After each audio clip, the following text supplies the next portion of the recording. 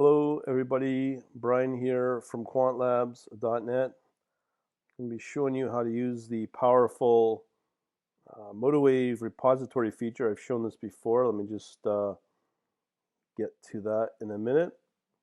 First off, if you are interested in learning more about MotiveWave, we've got our USB product. You can get about 2 hours of videos on there, a bunch of other bonuses. Visit Quantlabs Shop and just click on new USB keys and you'll find this there, and it's specific for programming, algo trading with MotiveWave as well, and also covers for non-trader or non-programming traders as well. So there's that, and if you want some free books, just visit quantlabs.net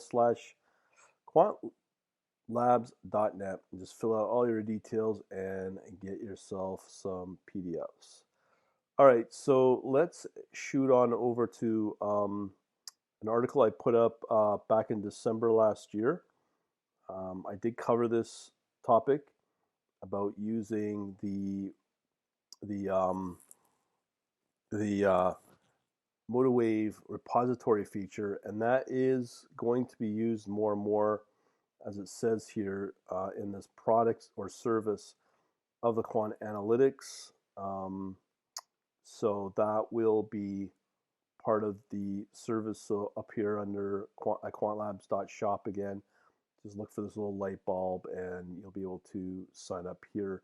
Also, that USB key also gives you a 7-day service as well.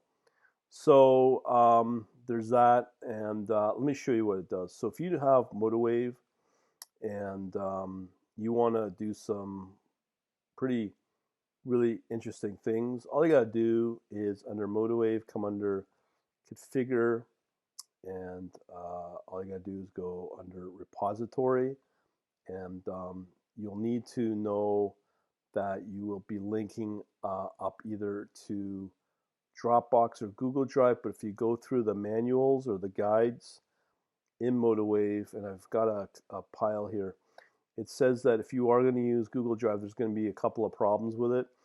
It's better just to go with Dropbox because it seems to work kind of flawlessly. So I never have good luck with Google Drive anyway, so I just stick with Dropbox. So let me just go back into MotiveWave here. So you could figure everything in there. Let me just go through the manual here. It's pretty straightforward. So when you come under the section of when you want to configure, it's going to ask you to basically, let me just see here. So here's the repository. Come under configure repository, bring up a pop-up. You click off the using the local database. You're going to create and override a repository. You navigate to the browser on your let's say Dropbox, because usually you have Dropbox here, and you just navigate to where you want MotiveWave to connect to. Okay, and it's pretty straightforward. And once you establish that, you add it, and then from there you'll be able to include as part of your parameters here on what you want to give access to. You know, you get your preferences, watch list, chart templates, window layout, scans, and global alerts. So that's quite an extensive part of MotiveWave, and essentially what you get here is the structure. Once you set it up on Google Drive or MotiveWave, where you have analysis and configuration files, we have them all here, which are just that, configuration files. Also under analysis, it'll break it out by asset class. So if you are doing CFD or cash for Forex with a Forex broker, there's that. If you're using, in my case, cryptocurrency, you'll get cryptocurrencies and stocks. Just depends upon your broker and your data connection. Also, you are able to, once you get the repository working, which I have here working, and you want to, let's say, load in a chart, like in my case here, Canadian Swiss franc, I can then go under chart, and then basically save it under analysis or save as, and then that will save it to the repository. So you can export the data as well. So let me just go through the manual there. So as an example, so you can publish it, and yeah, here you go. So you go chart, file, to, and then save to your group name. So chart, and then save as, or save to. Actually, I have to make a change to the file here. So let's say I add in a study to change it. I don't know, we'll just use, I don't know, ATR channel or something. So we'll save that, and now I can go chart and then save as. Let's say, and I have these different options here: primary analysis, or unnamed, unnamed to, and then I could just call it maybe by the chart name. Yeah, here, save. So what it's going to do is primary already exists, so I can overwrite it.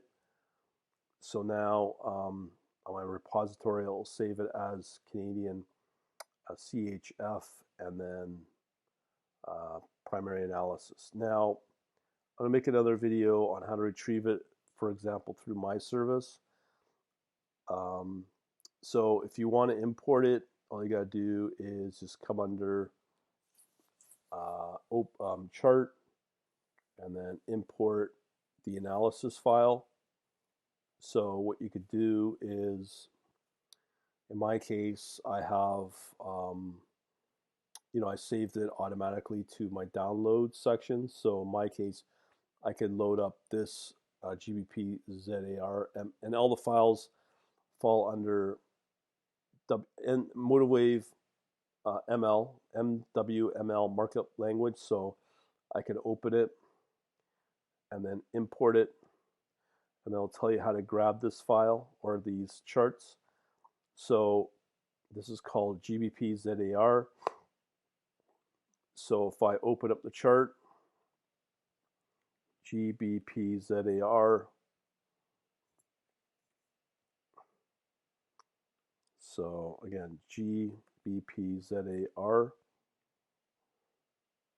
Okay, I'm going to pick that one off. Okay. Okay. So now I have my chart, but I can also now go into chart and import, I think it's new analysis. Let me just make sure I got this correct. So I have here manage analysis. So I have here GBP ZAR because it's been imported, and you get the date on when that was created on December 31st. Just open it up, and then there you go.